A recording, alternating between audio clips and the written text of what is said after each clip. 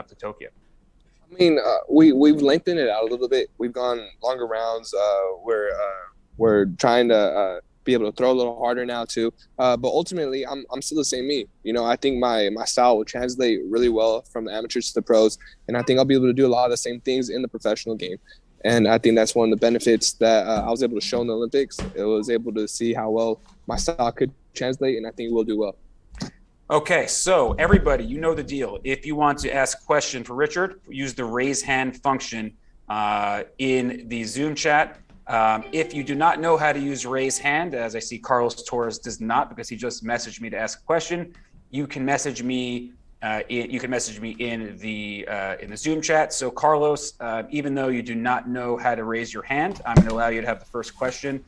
Carlos, please unmute yourself and go ahead when ready, sir. Thanks, Evan. And I don't have the raise hand feature, so which is why I can answer. First of all, Richard, thanks so much for taking time to talk to us. Obviously, coming out with the momentum that you've had with the Olympics and everything, now you're in full swing as a pro. Does the anticipation for a fight mentally, does it change, even if it's, even obviously with, either no headgear or with the style, or does it change anything, I guess, the excitement levels when it comes to fighting as a pro heading into it? I think the biggest change that I've had over the recent years is I've had to fight overseas. I had to fight in the United States in about 5 years. And so to be able to fight in front of my family, in front of my friends, in front of my town, in front of all the people that supported me, that's something that's that I'm really excited to see. And there are some nerves behind that, of course, but they're good nerves. If I wasn't nervous, I don't think I'd care as much. So I'm happy to be nervous. I'm happy to go in here full force and ready. Last question, Richard. Obviously, what about Top Rank made you sort of want to sign with them to start out as a pro? Top Rank breeds legends, from Muhammad Ali all the way down to, the people we have now. I really firmly believe that Top Rank has the platform to build a fighter and to make him a legend. And I want to be there one day. I want to be a household name. Okay, well, next, Carlos, thank you very much. Next, we will find the raise hand button, get the Zoom update. Maybe we can find that for you, buddy. But it's only fitting that we're fighting in the 559. Richard, did I get your area code right? 559, yep. Correct? You got it. Nice. It's only fitting that we go to someone from the 559, Mike Rueda. Mike, please unmute yourself and go ahead. Thank you, Evan. And what's up, Richard? How you doing, man? All right, so first question, man. Obviously, this is your pro debut. You've been in there with, your gold medal match was against someone who was already a pro. Do you think that's going to help you, transition more to the pro game as opposed to other fighters who might have, a few fights where they have to get used to it? I think overall, my entire amateur experience is going to help me a lot in going to the pros, especially the elite amateur experience. It's rare to see back in the day anybody fight without a headgear on. I've done so. I fought on the largest stage as the amateur division, and I do think that does console me a little bit going into the ring here. I fought the best the world had to offer, and I'm still standing, and I'm excited to show what I can do in the pros now. Definitely. And then second question, obviously being at home, being your debut, most fighters, never say, oh, I want this or I want that, but how much sweeter would it be for you to get like a major knockout in your first fight, especially at home? I've knocked out people before. I've done that. And what really impresses me and what really amazes me is the skill level of boxers have, being slick, movement, hands up, defense. And so I'm really trying to show off that. I'm really trying to show all my improvements I've had since the Olympics and continue going forward. If the knockout happens, it happens, and so be it. But I'm looking to show my boxing ability. Thank you, man. Good luck. Thank you. Thank you, Michael. And just a heads up, there's somebody on here trying to raise their hand who has the name iPad on their username. I do not know who iPad is, so make sure if your thing says iPad, please change it to your actual name so I know who you are.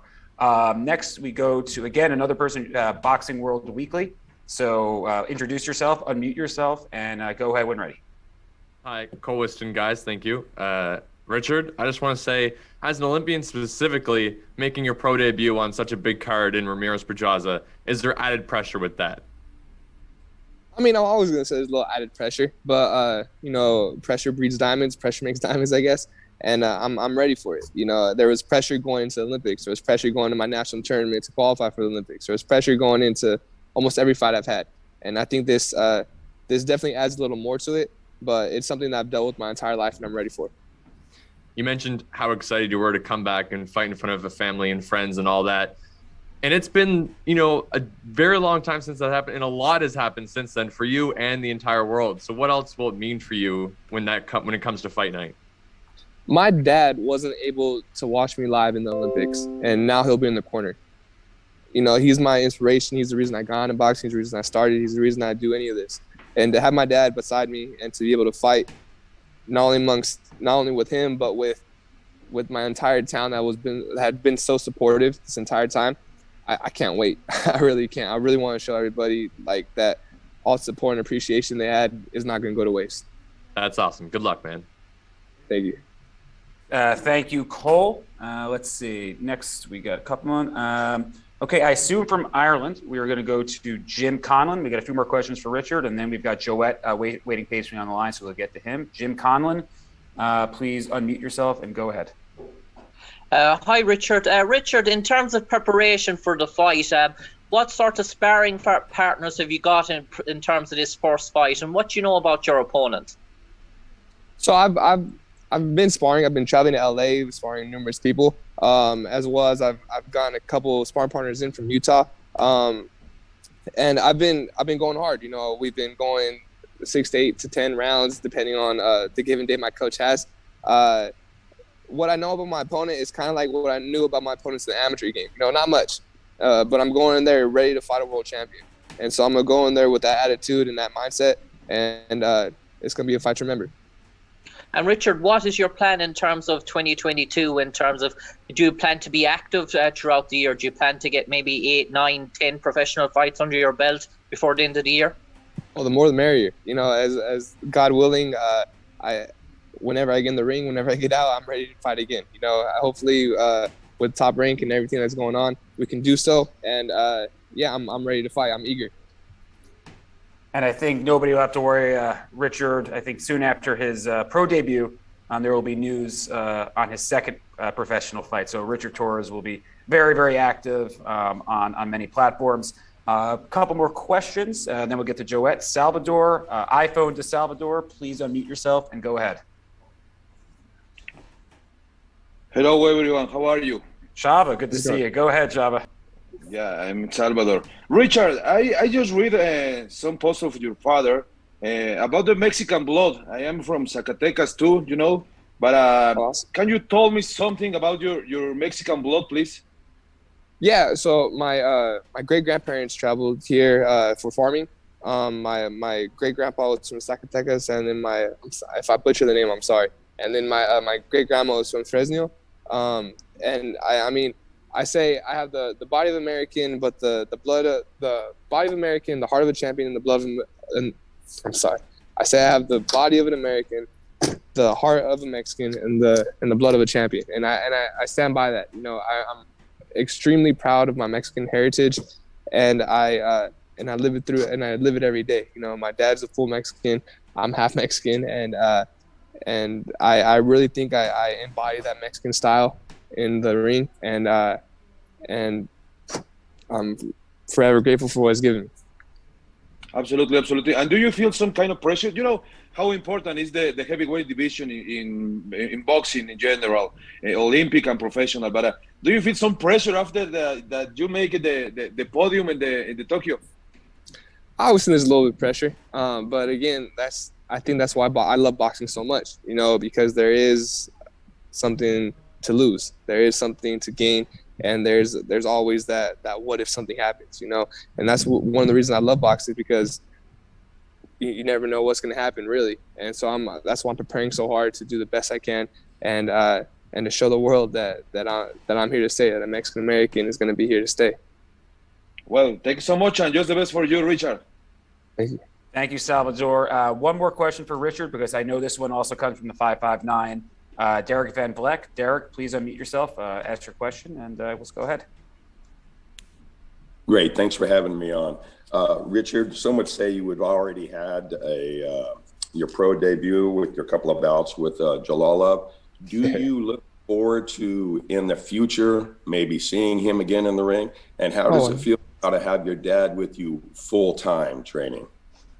I 100% am looking forward to that fight again down in the future. And I think having my dad is like having a cheat code. You know, he knows me better than anybody knows anybody else.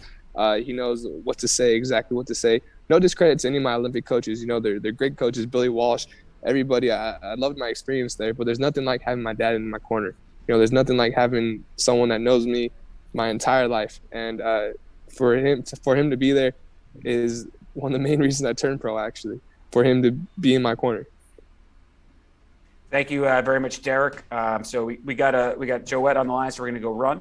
But Richard, any final thoughts as you head to? Well, first tell everybody what class you're going to, and then any final thoughts as we head to fight week. Yeah, I'm going to my tap dance class. I'm taking 5 classes right now. I'm taking a Spanish class, a personal finance class, 2 dance classes, and then a philosophy class. And I just want to say that a big reason I box, and I was thinking about this on the way over, is everyone always – I box because I love it, but I also box so I can see the world and for the world to see me. And I think that's a great opportunity that's going to happen in Fresno. You know, I got to travel to 14 different countries, all because of USA Boxing, and I was able to see the world. And now it's time for the world to see me and the world to see what Tulare had to offer and the Central Valley has to offer. And I'm really excited for that to happen. So thank you for giving me that opportunity. Well, Richard, everybody's looking forward to seeing you. And just his fight, Richard Torrez Jr.'s fight, will be directly before the Jose Ramirez fight. So he'll be right before Jose. All the fans from Tulare will be down in their seats. And it'll be on right before Jose Ramirez. So it'll be the biggest possible audience to see this young Olympic silver medalist make his pro debut. Richard, thank you so much for joining us today, and go get to class. All right, buddy? Awesome. Thank you guys so much. Have a good one. Thank you, Richard. And next we move on to a guy that everybody is very, very familiar with. He is a 2-time title challenger at featherweight, gave valiant efforts against Shakur Stevenson and I was about to say Oscar Valdez, and Emmanuel Navarrete most recently for the WBO title. He recently signed a long-term promotional contract with Top Rank. Us at Top Rank, we feel like Joet Gonzalez has been a Top Rank fighter because his last 3 fights have come on Top Rank cards, twice in the bubble, and then last October against Navarrete, in which he put forth, which him and Navarrete put forth one of the very best fights of 2021, a fight of the year contender. So now joining us from Southern California, I presume, Joet Gonzalez. Joet, how are you doing? How are you doing today, Joet? Doing good, Jeff. How about yourself? I'm doing fantastic. I mentioned something. You know, you you fought 3 times on Top Rank cards, and now you're finally signed to Top Rank. I've joked with your manager Frank Espinoza that you've been sort of an honorary Top Rank fighter these last few years. So how does it feel to finally get the ink dry and start a new chapter here in your professional career and to be on a co-feature in Fresno, California? I'm excited. Like you said, you know, I fought 3 straight times with Top Rank. You know, it feels like, you know, my home pretty much now, officially. I've been there, and I'm just ready to go. I'm training really hard, and I'm ready for March 4th. You know, obviously, your second title shot was a different sort of fight than your first one. Against a style of Navarrete is probably more suited to your kind of style, just it's sort of like peanut butter and jelly. What did you learn from that Navarrete fight? You know, and how much more hunger do you have now knowing that you got that much closer to getting that world title? You know, it was just a tough fight. You always learn little things, you know, about different opponents. But like I said, I just got to grow from this loss. I'm still very motivated. If I wasn't motivated, you know, a lot of fighters in my position, you know, getting 2 world title opportunities and obviously coming up short, they would have quitted by now. And I'm still here. I'm still training hard. I'm literally back in it. My last fight was in October. I was going to fight in February. Got postponed to March 4th. So I'm very motivated. I'm still hungry, and I'm still working hard for that world title shot. And as usual, guys, again, raise hand function on your Zoom, or you could send me a direct message in the chat if you do not have the raise hand function, as Carlos Toro does not.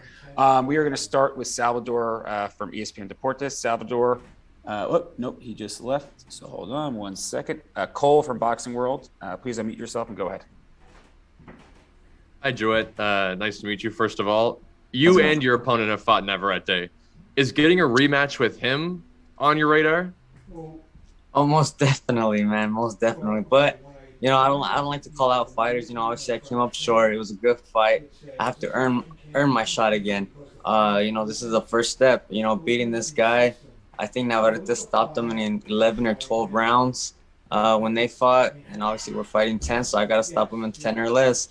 I gotta show a statement on my top-ranked debut. Glad to hear it. And is there any thought amongst you about moving up in a division? Of course, yeah. You know, I would like to move up, but honestly, I won a world title at 126. Hopefully, you know, if I can get another champion at 126 real quick, you know, try to unify and then go up to 130. Thank you very much, Cole. Next, it looks like Salvador is back. So, Salvador, please unmute yourself and go ahead. Yeah, I'm back. Hello, Joet, how are you? How's it going, Salvador? Doing good. Great, my friend. You know, do you feel that this is the first time that you are fighting in top rank, like the A side? You know, it's the A side, B side. That, do you feel that this is the first time that fighting like the A side? And, you know, the goal will be maintain that position, right? Yeah, that's the goal. And I do feel that way. You know, finally I'm on the A side. I fought 3 straight times.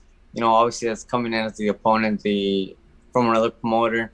But now I'm finally with top rank as the A side. And obviously the plan is to stay the A side. Absolutely. And how do you see the division? Do you have any special name in mind or any champion that gives you the chance? Any champion that gives me the chance, but honestly, you know, Navarrete is with top rank. I'm with top rank now. That's, you know, I have a loss against him, so I would like to avenge my loss. So if I can get him, that's great. If not, any champion that's willing to give me a shot, and I'll take. Okay. Thank you, Joet. Saludos. Thank you very much, Salvador. Got a lot of questions and limited time, so we'll get to as many as we possibly can. Abraham Gonzalez, please unmute yourself and go ahead. Hey, Joet, you hear me? How's it going, Abraham? Okay. All right. Hey, Joet, nice to see you again. It's been a minute. Looking back, you know, I followed you the last couple of years, especially in the LA boxing scene. Looking back at how your career has progressed up to now, do you feel, are you content with how things have gone, or do you feel like maybe you could have done, you know, 1 or 2 things differently on the way up? I mean, I'm happy with the position I'm at. Obviously, you know, I could do a couple things different, you know, during the fights, obviously, you know, training camp a little bit, but it's boxing. You learn as you go. You never stop learning in the sport, and I just got to grow from it. And speaking of learning, you know, you've had 2 very different championship fights, but they were hard in their own respective category. Looking back at those 2 specific fights and using that information to move forward, what do you think you got out of that experience fighting those champions, and how will that help you in the future? It'll help me a lot. You know, like obviously the first fight and second world title were 2 different opponents, different styles. Obviously my mentality was different, obviously going through the first one and then going to the second one. You know, but I learned from it. First one, I might have overtrained. I trained really hard for that fight, no excuses, but I just probably trained a little too much. Second time, you know, I was confident. I trained really hard as well, but I, you know, gave my body some time to rest and recovered and sparred the way I was supposed to spar. But, you know, unfortunately, it came up short both times. Just got to grow from it, work hard, and make some adjustments. Thank you very much, Abe. Next, we're going to go to Carlos Toro. Carlos, please go ahead.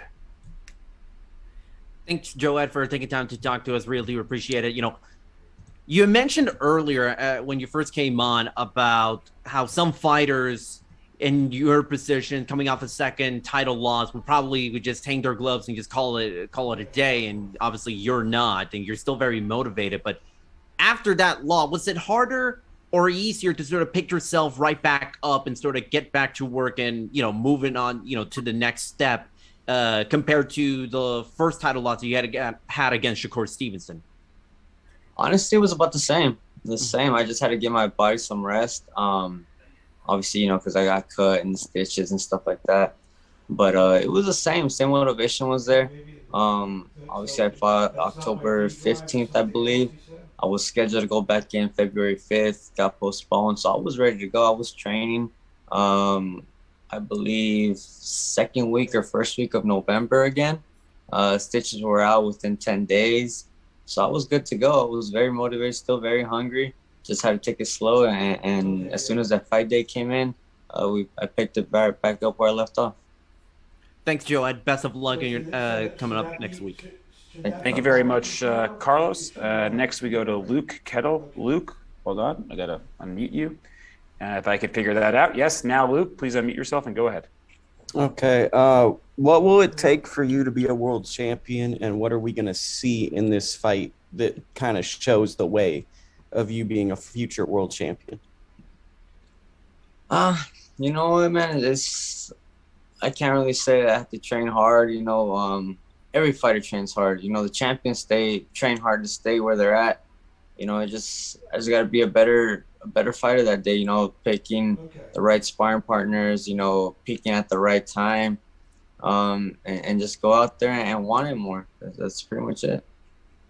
And we got a few more minutes until Jose Pedraza joins us. But Joet, I mean, you've had one title shot in Reno, another one right down the road from Southern California in San Diego. How excited are you to make your return, basically a 3-4 hour drive away from all your family and friends in Glendora? I know this is going to be a Jose Ramirez, Richard Torrez Jr., Balderas crowd, but how much Southern California support can we expect going up the I-5 next Friday? Oh, I mean, I'm very excited. It's in California, like you said, it's only like a 3-4 hour drive. I have a lot of friends in Fresno, people that know me in Fresno since the amateur days. So I got a lot of people going out there, and I'm sure California's going to be out there supporting me. Now let's see. We got a couple more questions here. Jim Conlon, please unmute yourself. Hi, Joet. Joet, you mentioned about coming up short twice so far. Have you added anything in terms of your shot selection or worked on any specific punch of yours in training that you feel that can make the difference this time around? I know every opponent is different. Like obviously I fought a little different both times. All the opponents are differently. But I'm just, like I said, I'm working with I'm sparring a little bit more outside of my gym. Like for this fight, I was sparring Leo Santa Cruz. I went to the Benavides camp, get some sparring there. I even went to go help Chocolatito. Even though he's a smaller guy, he's very experienced, and he's elusive, and he keeps punches and bunches coming at you. So I spar different guys, and I think I'm more than ready for this fight. And Joet, finally for me, I suppose coming back looking for that third world title shot, I suppose it shows that the drive and the hunger is still there, and you must be very hungry to grasp that, to say that you're going to give it one more. Is it one more sort of real all hands onto the deck sort of approach? Yeah, I mean, like I said, I'm very motivated. I'm still going hard. I'm still trying to get that another world title shot and become a world champion. And honestly, I'm gonna keep going till it's time to retire. Till my body says no more. I've been doing this since I was 10 years old. This is my life. This is my passion. It's more than just a sport to me. And if it happens, it happens. If it doesn't, that's fine. I'm still gonna continue fighting the very best. Well, it's time. Jose Pedraza just joined the call. And Joet, before you go, any last final thoughts you'd like to relay as we approach fight week? No, just thank you guys for the support. Thank you guys for staying updated with my career, and I'll see you guys in Fresno March 4th. So again, that is Joet Gonzalez, the co-feature to Jose Ramirez, Jose Pedraza, Save Mart Center, Friday, March 4th, live and exclusively on ESPN+. and against Jeo Santisima, tough Filipino, former world title challenger. Joet, thank you very much, and we will see you next week. Thank you, Jeff. And listen, everybody, joining us on the line, we have the former two-time, well, not former two-time, the two-weight world champion, former junior lightweight world champion, former lightweight champion of the world, Jose Pedraza. And before we start with Jose, Gardy Lopez will be translating for Jose Pedraza. So if you are asking a question in English, please give Gardy time to translate. If you're asking a question in Spanish, again, please let Gardy time to translate back to English. So without further ado, we're introducing from Cedro, Puerto Rico, one of the great champions from his island, Jose Pedraza. Jose, you've waited for an opportunity like this for a long time, ever since the Julian Rodriguez victory last June. While this is not a world title fight, the winner is in great position to fight for a title next. Just how excited are you for this opportunity against a former champion of Jose Ramirez's caliber? O sea, que llevas pensando como una oportunidad como esta, desde la pelea que tuviste en junio con Hammerhands. ¿Cómo te sientes de una pelea tan importante que, a pesar de que no es una pelea por el título mundial, sí el ganador estará en buena posición para ir por el título mundial? Sí, saludos. Primero que todo, para mí es una gran oportunidad, ya que pues voy a pelear con uno de los mejores de la división, que para mí en esta pelea voy a pelear y pienso que él es el campeón de la división, así que de ganar le estoy ganando al campeón, así que es un gran reto y una gran oportunidad. As you mentioned, this is a great opportunity. I'm coming into this fight seeing Ramirez as the champion. I feel like this is a world championship fight. So I'm, giving my all and leave it all in the ring just to come out victorious. Because, like I mentioned, I consider Ramirez to be. I see him as a champion. And everybody, once again, if you'd like to ask a question, please use the raise hand function or send me a direct message on the chat. And again, everybody, you need to get as good of a Zoom background as Jose Pedraza, because that is the best one I have ever seen. So again, raise hand button or send me a private message. And please ask if you want to ask a question, message me directly. Do not message the entire group. Thank you. First, we go to Salvador from ESPN Deportes. Salvador, please unmute yourself and go ahead. Ok. Hola, José, ¿cómo estás? Es un placer saludarte. Saludos. Oye, José, bien lo dices, esta pelea básicamente es un pasaje, ¿no?, a la pelea de campeonato del mundo. Platícame, ¿cómo crees encontrar a José Ramírez después de que, tuvo una derrota dura en esa pelea unificatoria contra Josh Taylor? Mira, sí, déjame traducir la pregunta primero. Okay. Sí, seguro. The question is, how do you think you will find Jose Ramirez in the ring after a tough loss against Taylor? Sí, definitivamente. Todas las primeras derrotas o la primera derrota es bien difícil, ¿verdad? Superar. Todo depende de la persona, de la autoestima. Pero yo sé que Ramírez pues va a estar al 100 en todo sentido, físicamente, emocional, mentalmente. Él es un guerrero y de igual manera pues yo tengo pues eso en mente y sé que voy a estar bien preparado para esa pelea contra Ramírez. Recovering from a tough loss is like I mentioned, very, very tough. But I'm sure that Ramirez has taken the necessary steps to be mentally and physically strong, to be ready to come back to the winning column. Because I have those same thoughts in my head, I have come from losses. I'm here back in the midst of fighting for a world title.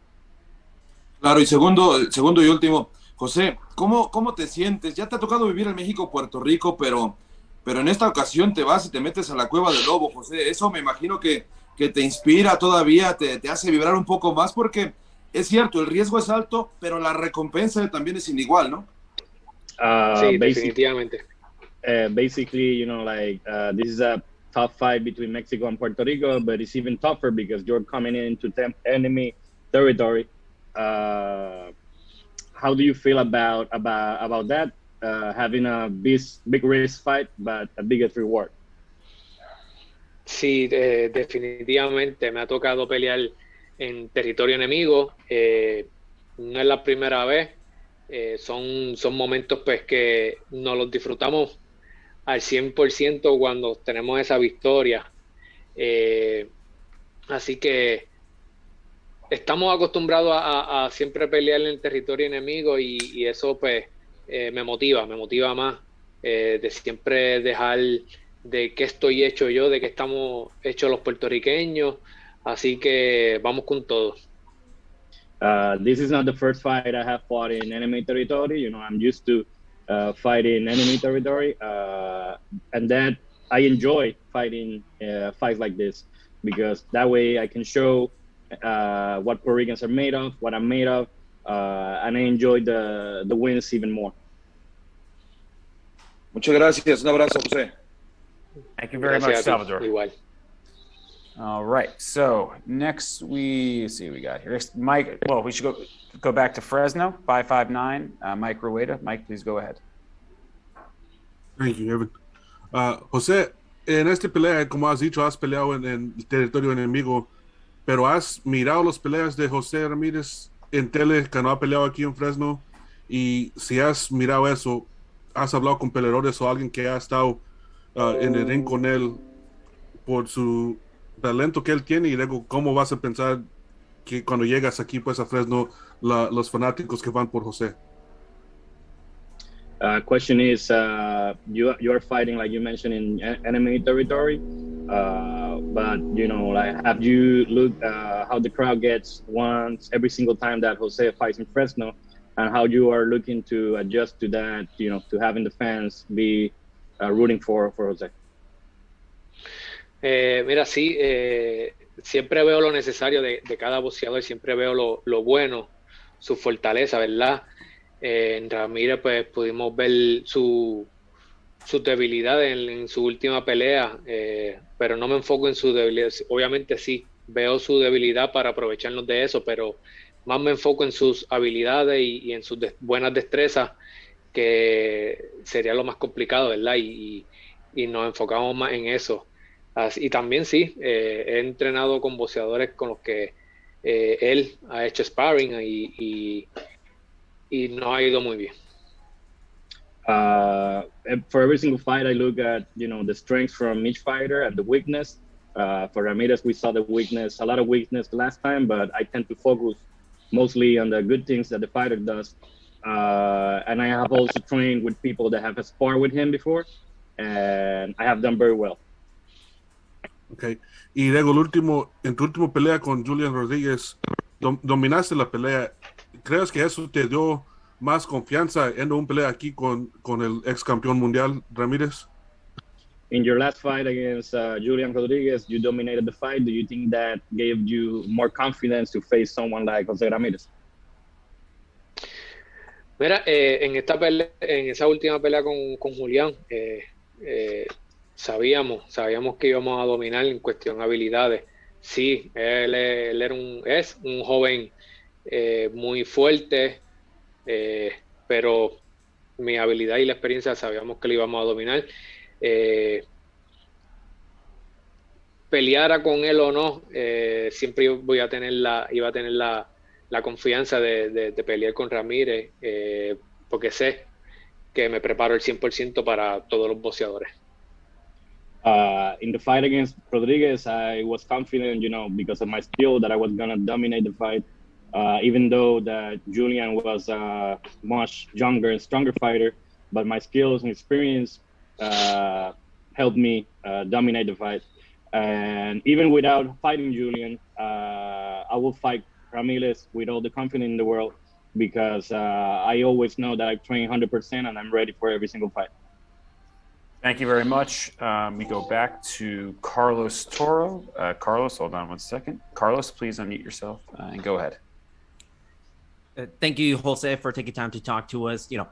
You mentioned earlier that you looked a lot at Jose Ramirez's strengths and what he does so well. And I was curious, what in your thoughts, what does Jose Ramirez does so well that makes him, such a formidable fighter and allow him to sort of be the former world champion that he was at 140 pounds? ¿Cómo te sientes de enfrentar a un peleador como Ramírez y piensas que él puede ser el tipo de peleador que fue cuando fue campeón en 140 libras? Mira, definitivamente me siento mejor en mi división. En esta división ya estoy más adaptado. José Ramírez sigue en la división, sigue en la élite. Es un boxeador que domina muy bien la división. Así que lo voy a seguir viendo como el dominante en la división y es un reto que me propuse, ¿verdad? Y es algo que quiero superar. I see Ramirez as the biggest challenge in the division. I feel like I have adjusted to the 140-pound division way better right now after these last couple of fights. He has been dominating the division for a while, but that's the challenge I'm up to. I want to prove myself that I can do it. One more question. You mentioned obviously feeling a lot better now at 140 pounds. You're no stranger to fighting at different weight classes and having a lot of success to it. Do you feel that 140 pounds is your optimal weight right now as a fighter, even better than how you felt at 130 and 135? ¿Sientes que la división, ahora que mencionas que estás ajustado bien a las 140 libras, sientes que esa es la mejor división óptima para que tú pelees y te sientes mejor que en otras ocasiones cuando peleabas en 130 y 135? Sí, mira, definitivamente son, a comparar con las 130 y 135 libras, son 10 y 5 libras de diferencia. Así que me siento sumamente con la misma agilidad, con la misma condición, pero más fuerte. Me siento más fuerte y más ahora que estoy adaptado a la división. Así que, ¿verdad? Comparado con mi primera pelea en la 140, estoy sumamente adaptado a la división. I feel way better at 140, at 130 and 135, those pounds make the difference. Now at 140, in comparison to my first fight at 140, I feel I have the ability, the agility, the speed, and the same boxing skills. So I feel way better at 140. Thank you very much, Carlos. Next, we go to Giovanni Vega from El Vocero in Puerto Rico. Giovanni, please unmute yourself and then ask your question. Claro. Saludos, Pedraza. Quería preguntarte, tuviste ahí un tiempo adicional para prepararte, ¿no? A causa del COVID. ¿Cómo te sientes de esa recuperación? Mira, pues, Gali. Question is, you have a little more time to recover because this fight was postponed due to COVID. How do you feel and have you recovered from COVID-19? Mira, pues me siento muy bien. Gracias a Dios el COVID, pues sí, me dio un poquito, yo diría un poquito duro, ¿verdad? Porque estuvimos varias semana y media, casi 2 semanas sin poder hacer nada, que eso pues nos atrasó en el campamento. Pero logramos recuperarnos muy bien, logramos recuperarnos rápido, así que estoy sumamente en óptimas condiciones. Thanks to God, I recovered very well from COVID-19. It kind of hit me a little bit hard. There was a week or two that I couldn't do much, but like I mentioned, I have recovered very well, and I'm in optimal condition for this fight. Okay, let's see. We got a few more. Hector Islas. Hector, please unmute yourself and go ahead. Hola. There you go, Hector. Hola, Hola, Hector. ¿qué tal? Hi, Iván. Hola, José. Mi pregunta sería, actualmente, bueno, pues vas por una pelea muy importante con José Carlos Ramírez. Quizá es la primera pelea que tienes en esta nueva división. En cuanto al peso, te sientes más cómodo, pero en cuanto a pegada, ¿cómo te sientes tú?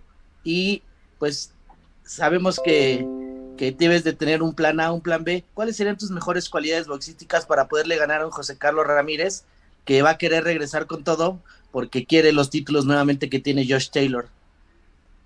What do you Mira, think are the best skills that you have? My bad. What do you feel are the best skills you have to face Ramirez, knowing that he will come with everything because he wants to regain all his titles? Sí, definitivamente, como dije anteriormente, estoy bien en la división, más adaptada a la división, con más pegada, como dije anteriormente también, me siento con más pegada, con más fuerza, más fortaleza físicamente,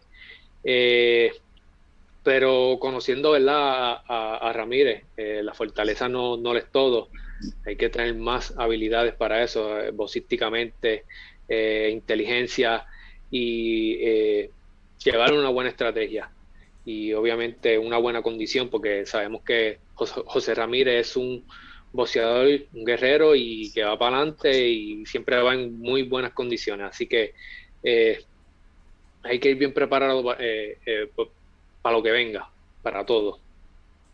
Like I mentioned, I have come very well prepared for this fight. I feel way better at 140. I feel like I'm stronger. I have the punching power. But, going from what Ramirez does, not everything is power. You have to have more skills to win the fight.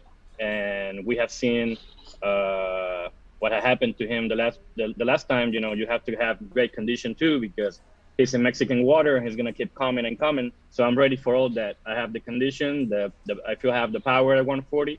And I have the skills at 140 to win this fight. Okay, una pregunta más.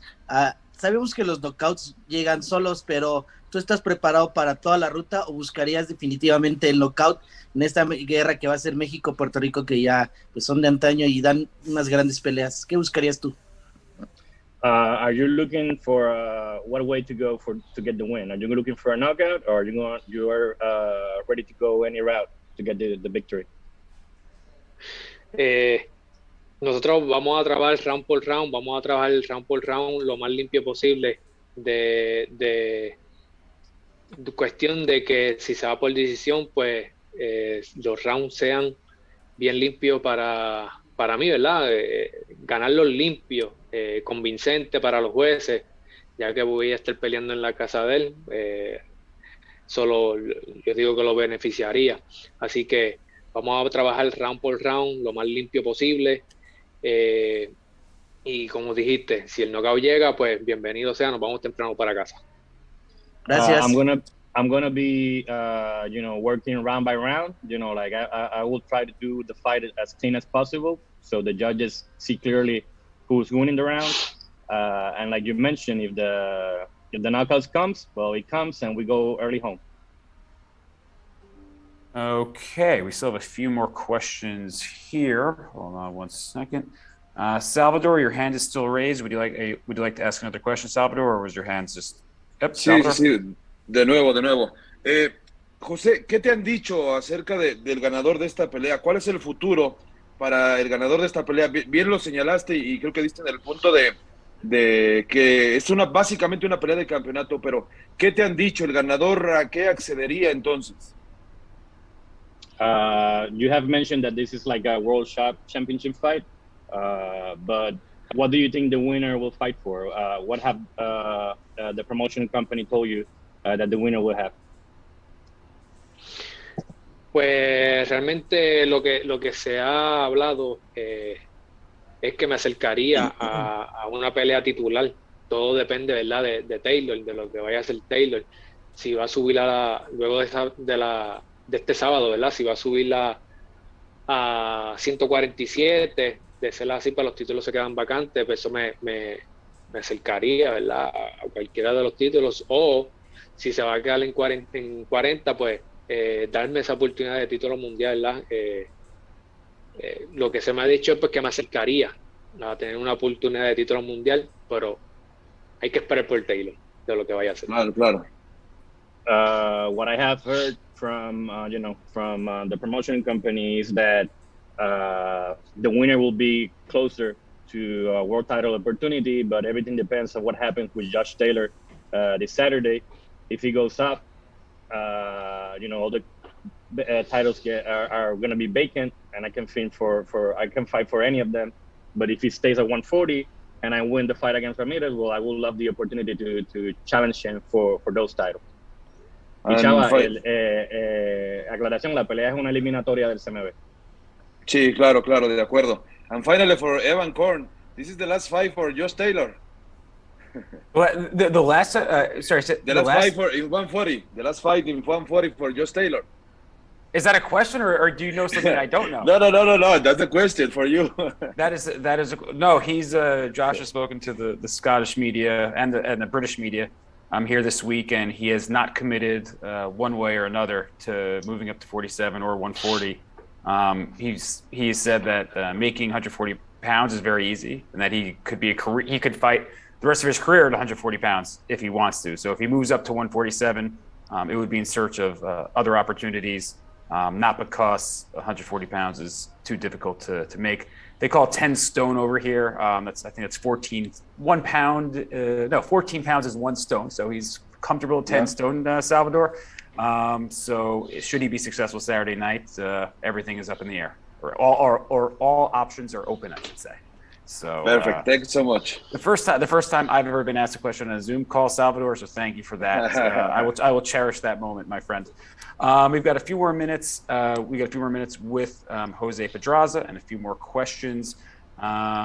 So Cole, did you already ask your question? Because I guess the jet lag has got me all confused, but you just shook your head no. So I will give you that opportunity right now. Cole, please unmute yourself and ask that question. Cole, you coming to us from Canada? Yeah, that's right, Toronto. Thank you, Evan, for letting me join. As I said, last time I went to Canada, your country gave me COVID, so we're not a big fan right now. Yeah, Cole, exactly. No, but Cole, but we're ready. We're recovered and ready to go. Cole, Evan, before I ask Jose my question, I just want to mention I think I also got it at the same event that you got it from. Well, I guess I'm just going to blame you for giving me COVID, even though I have no scientific proof that happened. Cole, please go ahead. Please go ahead when ready, my friend. Jose, you fought multiple world-class opponents. I just want to know, before the fight, where do you think Ramirez ranks amongst them? Gardy? Yeah, Gardy. Hold on 1 second. Let's get Gardy. Gardy actually muted himself. Gardy, there? Now we're back. There he got bored with my COVID story, so he decided not to translate. Go ahead. Exactly. Hey, so Jose, has peleado con varios peleadores de calibre mundial. ¿Dónde piensas que José Ramírez está rankeado en esa conversación? Wow, Ramírez está en el top de la división, en el top de esos grandes boxeadores. Así que, mira, yo estoy también en esa élite, en esos boxeadores grandes, así que esto va a ser una gran pelea. Ramirez is definitely an elite fighter. He's one of the best fighters in the division, one of the best fighters that I have faced. But I'm also in that elite part of the division, so I'm sure this is going to be a great fight. And my last question, we mentioned your jump up in divisions. Is 140 the peak, or can you see yourself also going up to 147? Hablando de las divisiones, ¿sientes que 140 es tu mejor división o te ves en algún momento quizás subiendo a 147? Mira, eso es algo que no me veo en 147, ya que las 130 me quitaron mucho tiempo. Estuve muchos años en las 130 libras y en las 140, pues perdóname, en las 147 no me veo. Creo que esta es mi división, mi mejor división. Yo diría que ahora, ¿verdad? Que sería la mejor división que estoy peleando, y creo que me quedo en esta división, pero quién sabe. Uno nunca sabe, ¿verdad? Los retos que que se pueda proponer. I don't see myself right now moving up to 137. I feel like when I was at 130, it took me a lot of time. It took me a lot of time from my career. I spent way too much time at 130. So I feel like right now the best division for me is going to be 140. That's where I feel the best. And, but at the end of the day, who knows? Like, who knows what kind of challenge could present itself, and I could take it. But as right now, I don't see myself at 147. Awesome. Thank you, Jose. It's been a pleasure. Good luck. Thank you, Cole. Thank you. And again, a reminder, we got a couple more minutes with Jose Pedraza actually, Jose Carlos Ramirez has entered the waiting room. So I'm gonna close it up by this. Jose, any final thoughts to your fans in Puerto Rico and your fans in America as we approach fight week and certainly one of the biggest fights of your career? Jose, ¿algún mensaje final que quieras enviar a los fanáticos, a los medios, a los fanáticos de Estados Unidos antes de la semana de la pelea? Claro que sí, mira, que todos sean bienvenidos a esta gran cartelera, que sea del disfrute de todos los fanáticos. Así que muchas gracias también por el apoyo que siempre me dan a mí como puertorriqueño, ¿verdad? Y como fanático del boxeo. Gracias por el apoyo que siempre dan al fanático del boxeo. Así que desen cita. I want to thank everyone for the support. I hope everyone enjoys this great fight that between me and Ramirez is going to be a great fight. And I hope everyone tunes in. Thank you very much to Jose Pedraza. And now we are joined by the former unified 140-pound champion of the world, who is making his long-anticipated return to the ring, and Jose Ramirez. Jose, before we get to the questions, I want to start off with this. Since the last time you fought in Fresno, well, first I think it should be noted that Jose Ramirez has headlined at the Save Mart Center 5 times in his career. Over 65,000 fans combined have gone through the turnstiles in his 5 headlining appearances at Save Mart Center. Certainly one of the top draws in North America. So with that preface, I ask you, Jose, it's been a few years since you've headlined at Save Mart Center. You've had a couple fights delayed due to COVID. You've had to fight in a bubble. You're coming off, obviously, your last performance in limited capacity at Virgin Hotels in front of 1,000 people.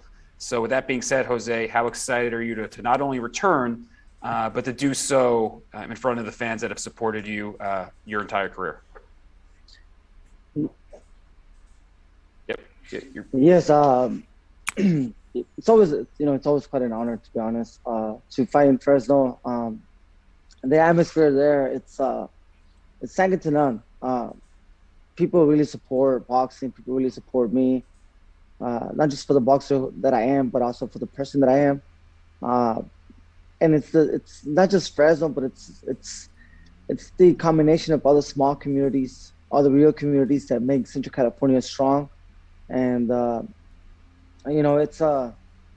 motivates me. It motivates me to another level, to push myself past my own limits sometimes. And it's always a great show, and I'm looking forward to it.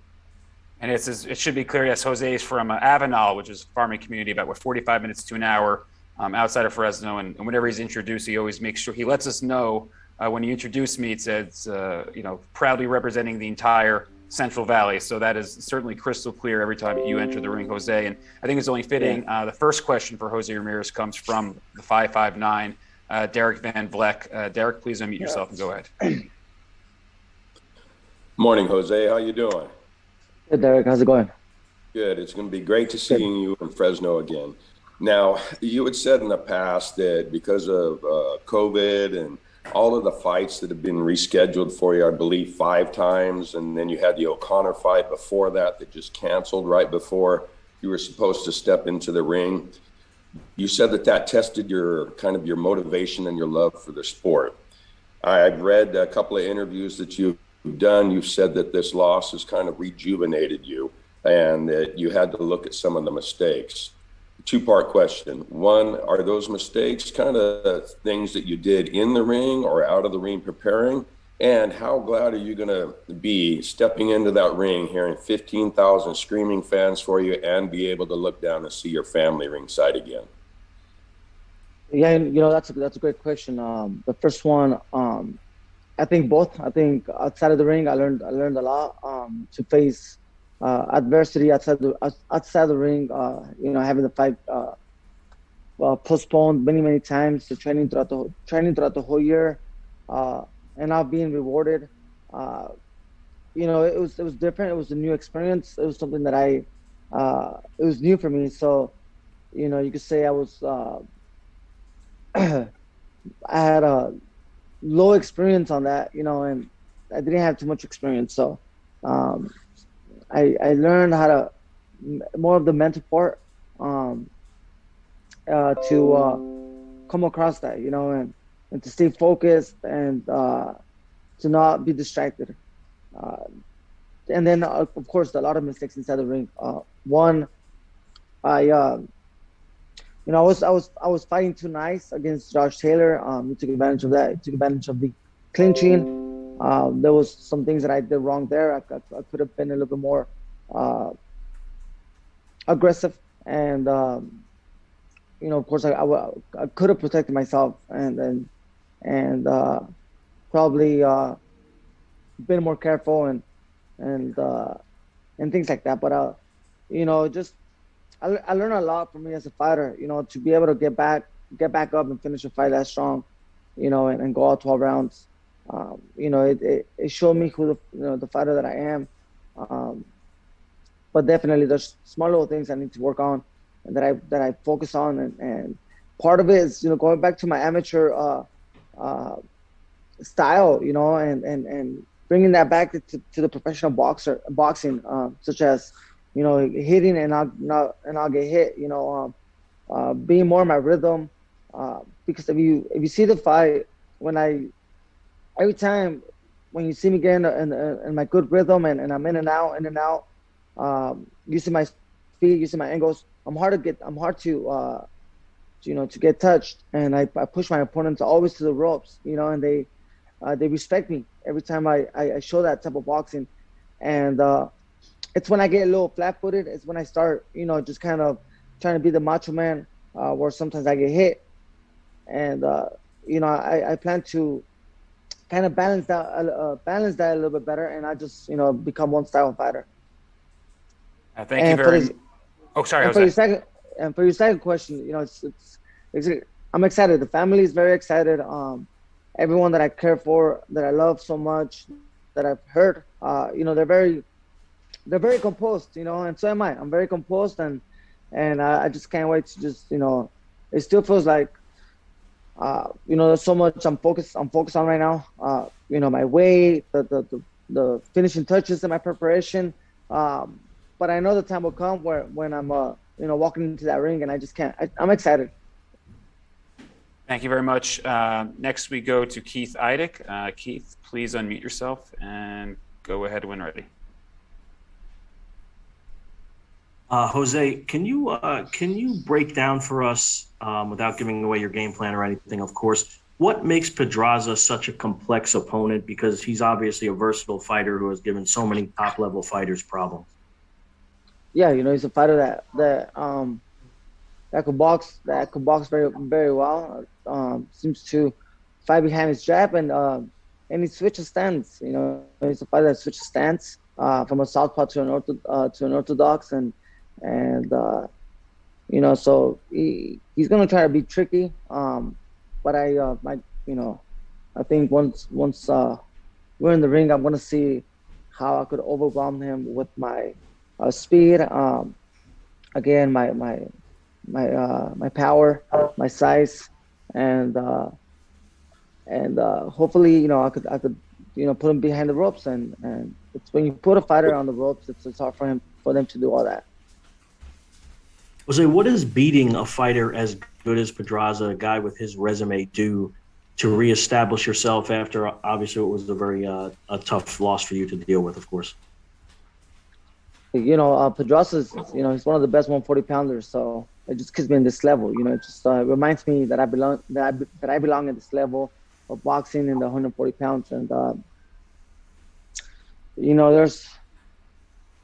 only 29 years old, so I feel like there's so much I could still learn from the sport. there's so much I would like to do in the sport of boxing, and to be honest, I think the best is yet to come. And there's always fighters that after a defeat they learn so much, they become a whole different fighter, and I hope to become one of those fighters that you guys could see that is still very hungry and very motivated to learn and has learned from his mistakes, and I plan to show all that and move on to better things, and either chase for that rematch, fight for a world title after this fight, and or move to the 147-pound division, because I've been in the 140 division all my career, and I think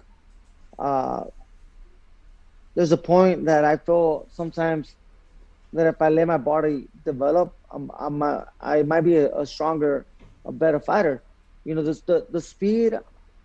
I sparred a lot of 147 and 154 pounders throughout my career, and when I spar 140 pounders, the speed is very significant. And although the 147 pounders are a little bit bigger, they don't. The snap and the speed at 140 and 135 are always sometimes a little bit more complicated, and it slows down as the bigger the weight class.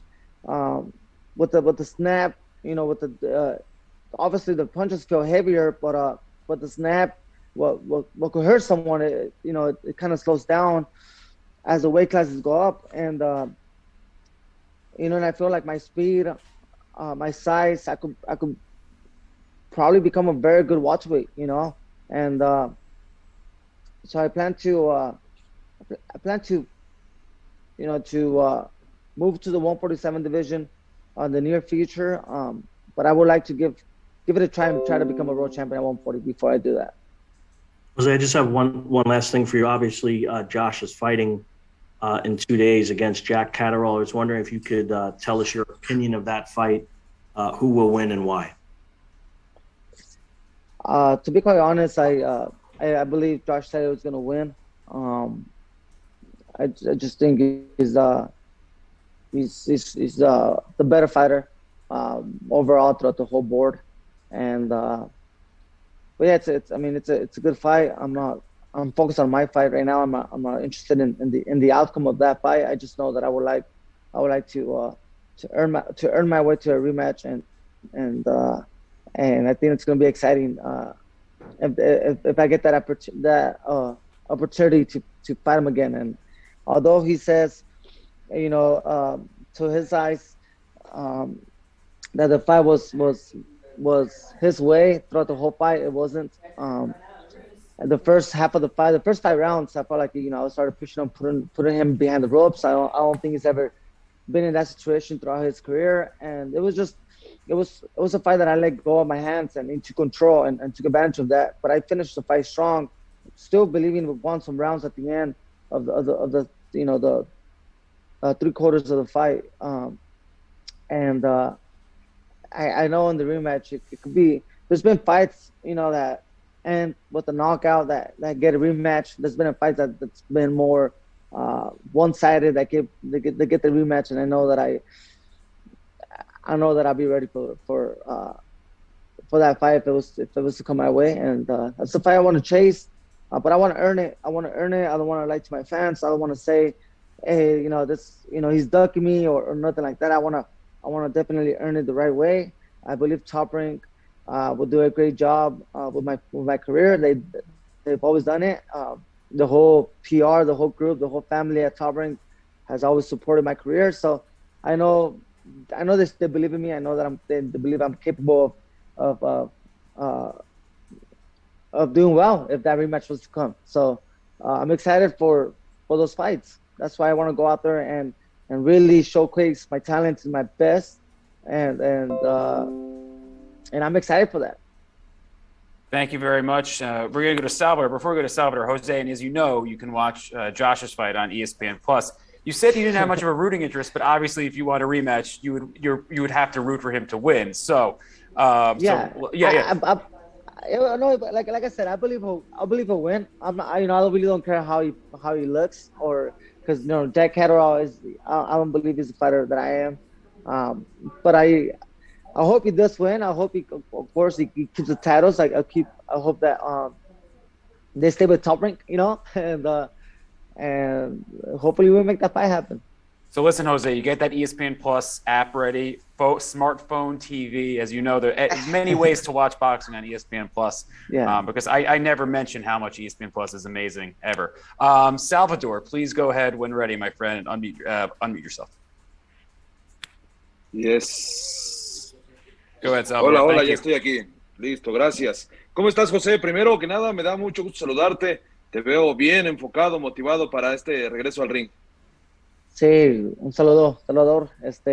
No, así es, me siento muy motivado. Yo creo que ya era hora de regresar y gracias a Dios tuvimos un buen campamento, la verdad, lo disfruté mucho. He estado disfrutando toda esta experiencia de regresar y hacerlo por la familia, hacerlo por mí, por la gente que me ha apoyado y me da gusto saber de este campamento, de saber cuánto yo quiero el deporte del boxeo y cuánto lo amo. En el guanteo lo ha disfrutado bastante y eso es una señal que estoy motivado y que tengo muchos años más para demostrar y aprender más en este deporte. Gardy, ¿quieres ayudarme o le seguimos?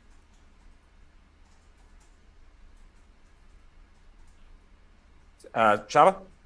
I just asking for Gardy if he wants to hold on. I think Gardy muted himself. I'm ready to go.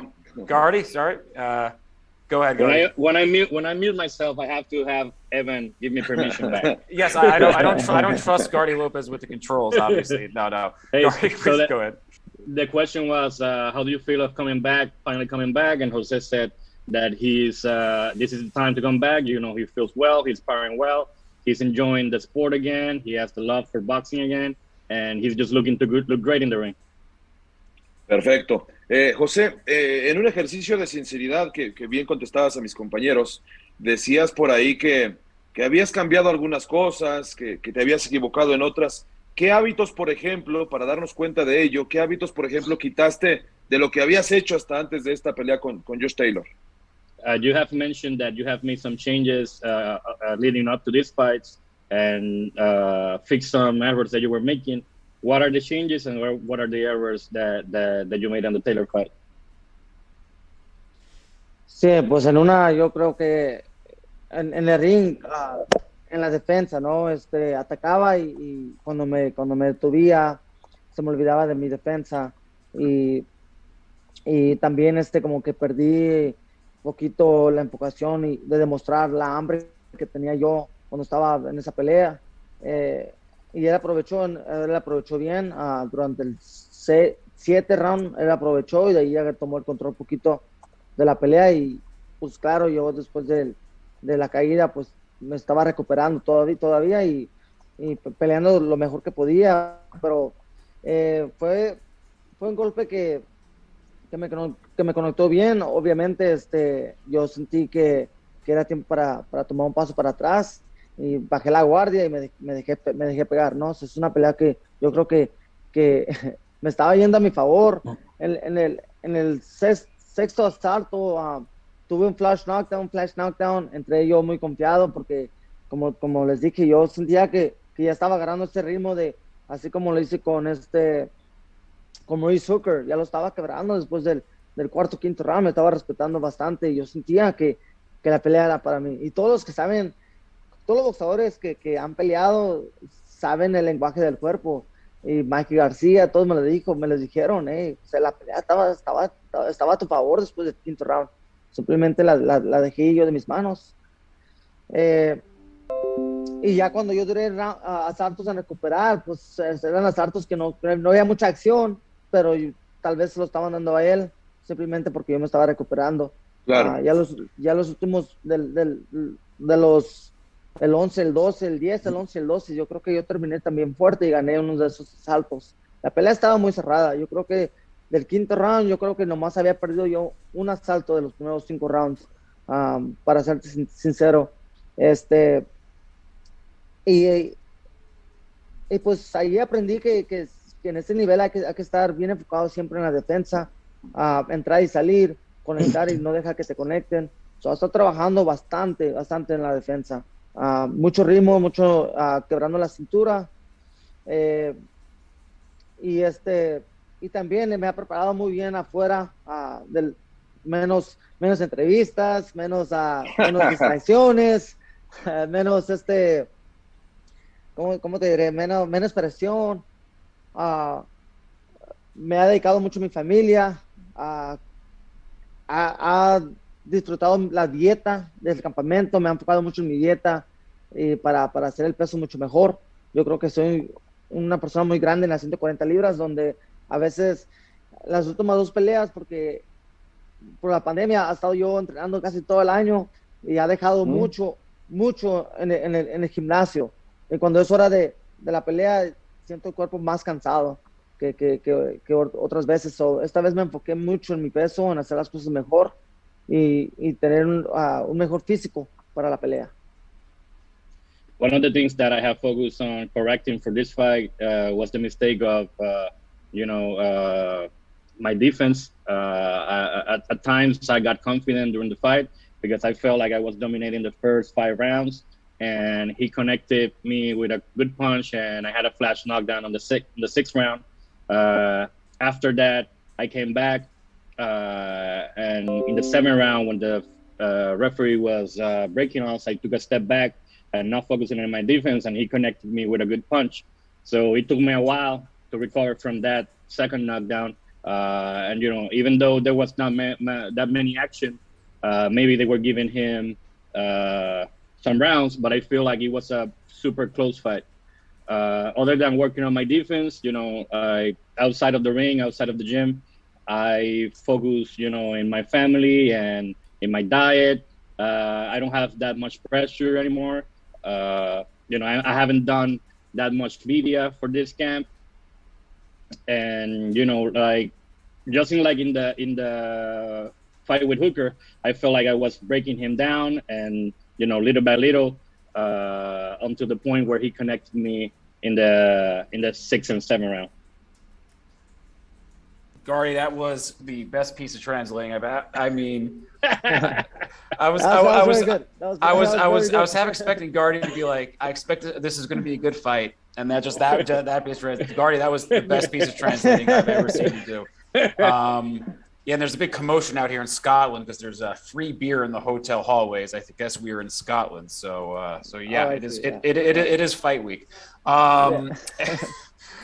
Although they do know how to get down like that in Fresno and the Central Valley as well, as I've been to many. What's that? Yeah, Tioga Sequoia, my coworker just told me. So a shout out to them.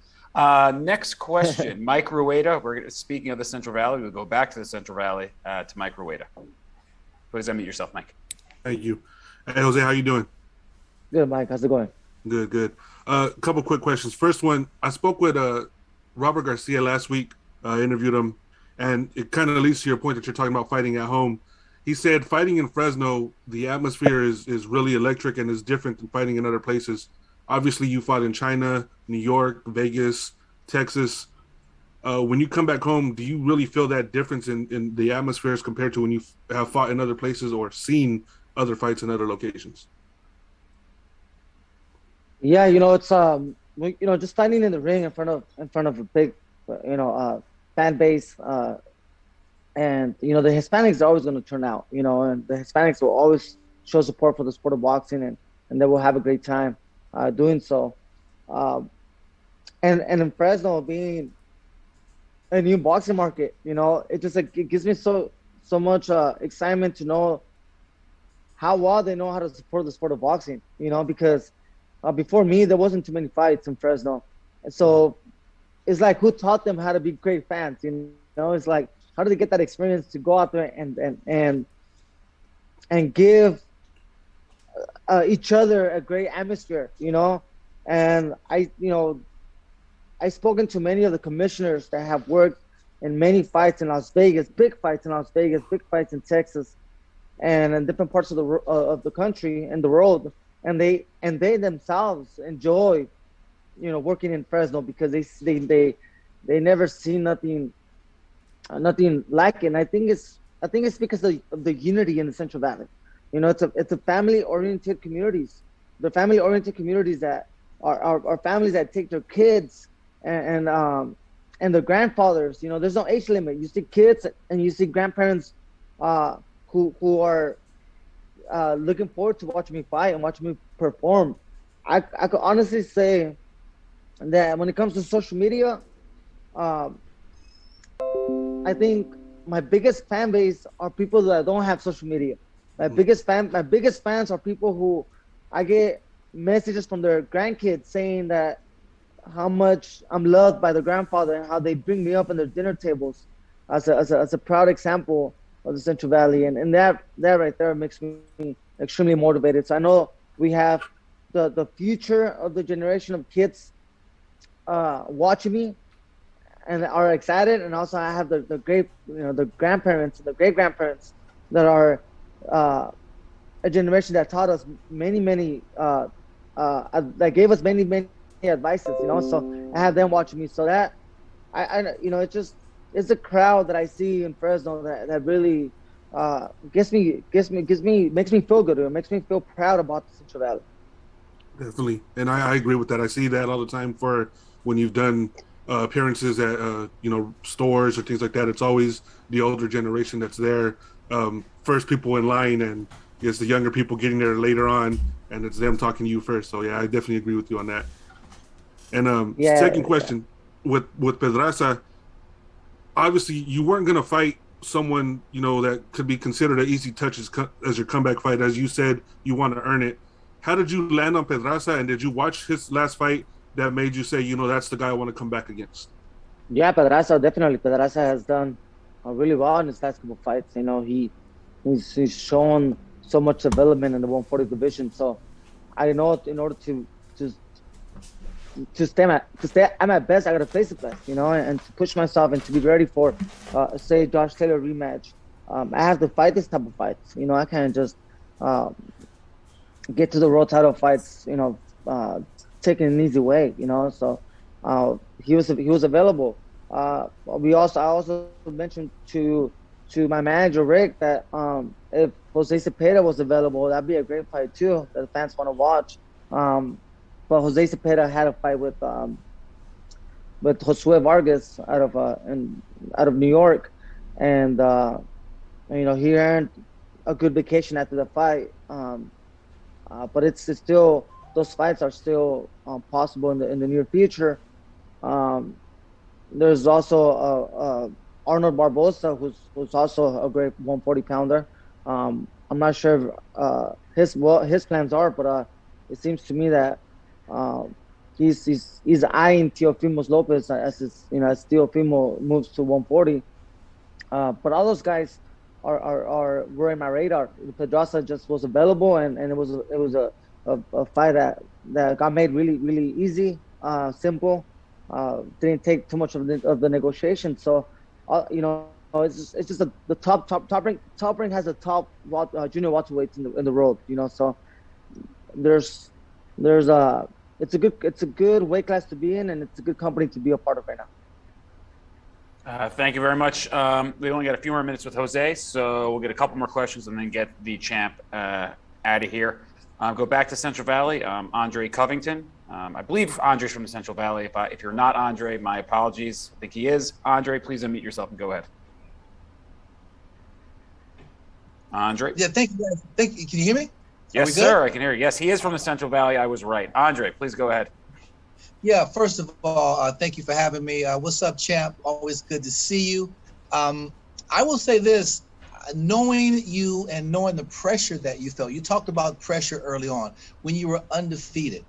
I remember being at a dinner with you, and we were roasting you and having some fun, and you got emotional talking about the pressure that you were under, and you felt like, you didn't want to lose because you didn't want to disappoint not only your family, but your fans. And I saw that, knowing you since you were a little guy, man, and becoming champion. And being close to you in that regard, I felt you that night. And I felt that pressure, and you just spoke on it. So it kind of confirmed. And I had a conversation with Bernard Hopkins. We talked on the phone for about 2 hours. He said one of the best things that happened to him in his career is when he lost to Roy Jones Jr. Because that undefeated, trying to hold on to that, it lifted a weight off of him. And he went on to win a long time after that. So he went on to be great and a Hall of Famer. Having that L on your record and that pressure, just speak on that, how you felt before and after. Yeah, so you're right. And I'm glad you do remember that dinner. And it's my whole career. I feel like, or my whole life, I feel like I've been, pushing myself so much to give so much back to my family, right, for everything they've done, the way they migrated from Mexico to give us a better beginning. I didn't want my father to be disappointed. I wanted us to move forward.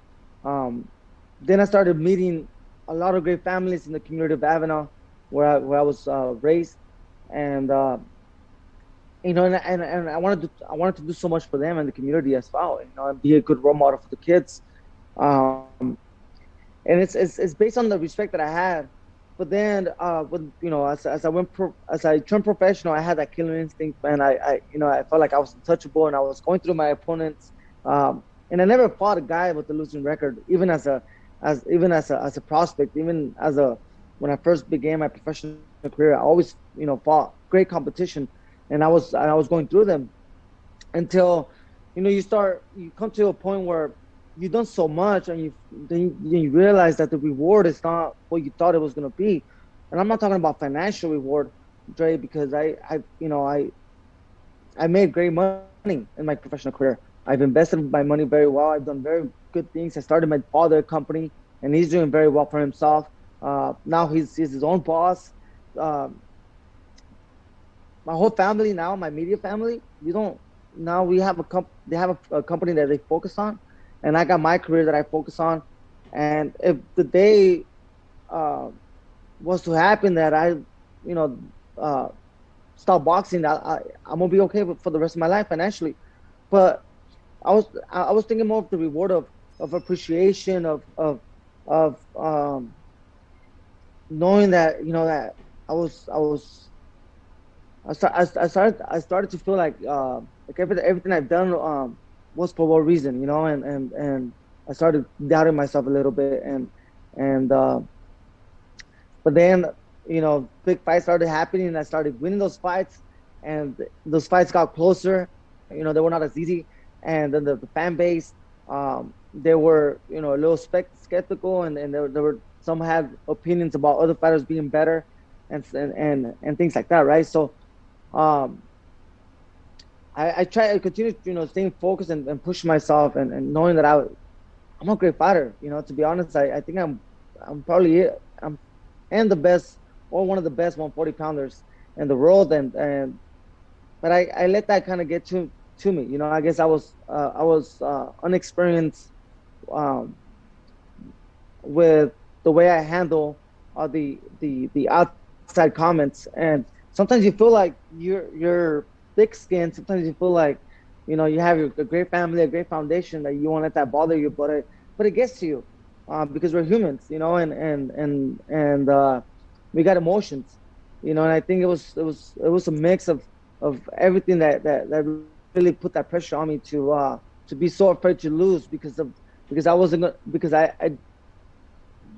unaware of the outcome. But now that it happened, and they saw, my biggest fans, my family, my biggest supporters, they saw the way I got back up in my last fight, the way I finished the fight.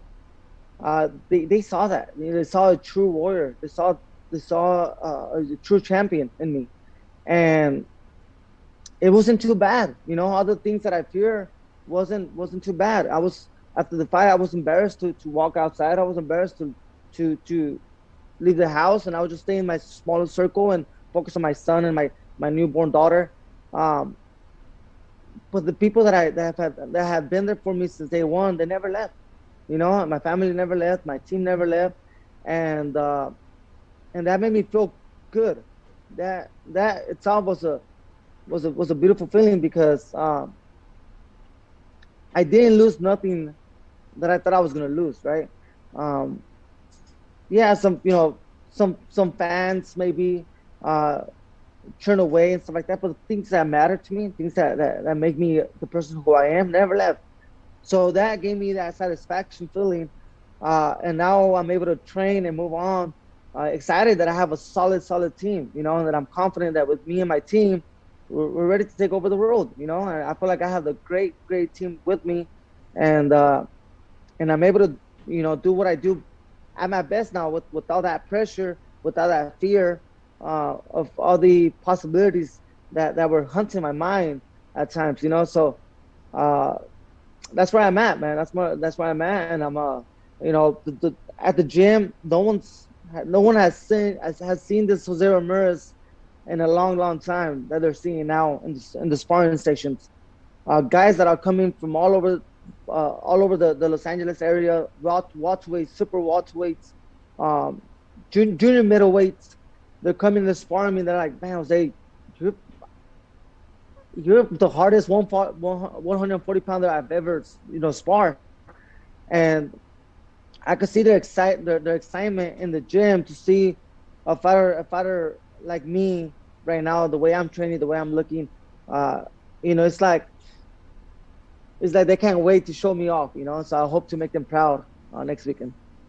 I think that is a great sentiment to end this call on. Again, my apologies to everyone who couldn't ask a question. We only have so much time, and we had so many questions. I will send out the video of this shortly to everybody who participated, and feel free to use that on your channels as well. So again, it all goes down next Friday, March 4th at Save Mart Center in Fresno, California. We expect a crowd of, 12, 15,000 at least, because it's every time Jose Ramirez fights, there's a crowd that big. As I mentioned, Richard Torrez Jr. Will make his professional debut just before Jose fights. A co-feature with Joet Gonzalez against Jeo Santisima. The return of Gabe Flores Jr. We've got Carlos Balderas, Javier Martinez, Charlie Sheehy, Antonio Morelos, a few of whom are stablemates in Robert Garcia's gym with Jose.